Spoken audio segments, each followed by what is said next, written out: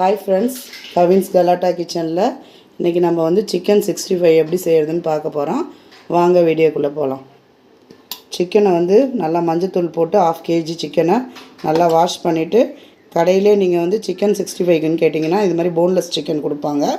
போனோடு வாங்கி செய்கிறதுனால அது உங்கள் விருப்பம். ஆனால் போன்லெஸ் தான் வந்து சிக்கன் 65க்கு நல்லாயிருக்கும். இப்போ 1/2 kg எடுத்துருக்கோம். இதுக்கு நம்ம சிக்கன் 65 மசாலா ஆட் பண்ணிக்கலாம். இது வந்து நான் வந்து அடுத்த வீடியோவில் உங்களுக்கு சொல்கிறேன் எப்படி அரைக்கிறதுன்னு. அரைச்சி காய வச்சு எல்லாத்தையும் இது பண்ணி காட்டுறேன்.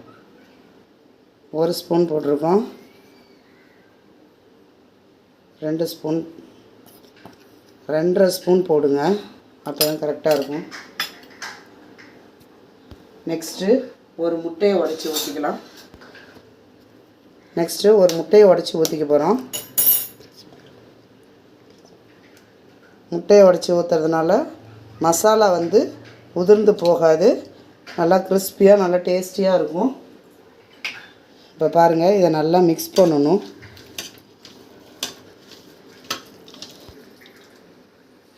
இங்கே பாருங்கள், நல்லா மிக்ஸ் பண்ணியாச்சு. இது வந்து நம்ம ஃப்ரிட்ஜில் வச்சும் வைக்கலாம், இல்லை நார்மலாக நம்ம மூடி வச்சு ஃப்ரிட்ஜில் வச்சா கொஞ்சம் நல்லாயிருக்கும். ஒரு 1/2 hour வந்து நம்ம நல்லா மூடி போட்டு நல்லா ஊற வச்சுட்டு அதுக்கப்புறம் நம்ம வந்து 65 போடும்போது எப்படின்னு காட்டுறேன் நான் உங்களுக்கு. சிக்கன் 65க்கு நம்ம மசாலா போட்டு நல்லா சோக் பண்ணி வச்சிட்டோம். இப்போ எண்ணெயை காய வச்சு எப்படி போடுறதுன்னு பார்க்கலாம். எண்ணெய் காஞ்சிருச்சு.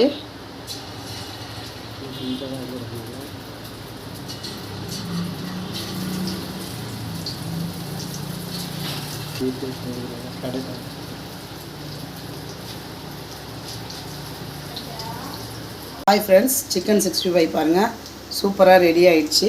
நம்ம கார்னிஷிங்க்கு வந்து ஒரு டிஷ்யூ பேப்பர் மட்டும் போட்டுக்கலாம். முடிஞ்ச அளவுக்கு குழந்தைங்களுக்கு வீட்டிலே செஞ்சு கொடுங்க. அதிகபட்சம் இதில் வேலையும் அதிகம் கிடையாது. ரொம்ப கிறிஸ்பியாக இருக்கும், நல்லாயிருக்கும். செஞ்சு பாருங்கள். பிடிச்சிருந்தா லைக் பண்ணுங்கள், ஷேர் பண்ணுங்கள். தேங்க்யூ. மேலே கார்னிஷிங்க்கு லெமனு, ஆனியன், கருவேப்பிலை மட்டும் போட்டுக்கலாம்.